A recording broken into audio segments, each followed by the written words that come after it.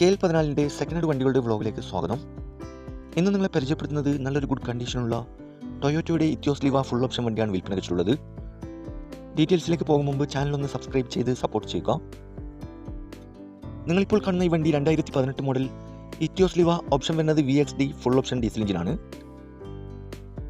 Accident ഇല്ല, flood effect ഇല്ല, replace ഇല്ല, മെക്കാനിക്കൽ പെർഫെക്റ്റ് ആണ്. തട്ടുമുട്ട് പരിക്ക് ഒന്നും തന്നെ ഇല്ല, ഫോൾട്ട് ഇല്ലാത്ത വണ്ടിയാണിത്. ഏകദേശം 86,000 കിലോമീറ്റർ വരെ ഓടിയിട്ടുണ്ട്.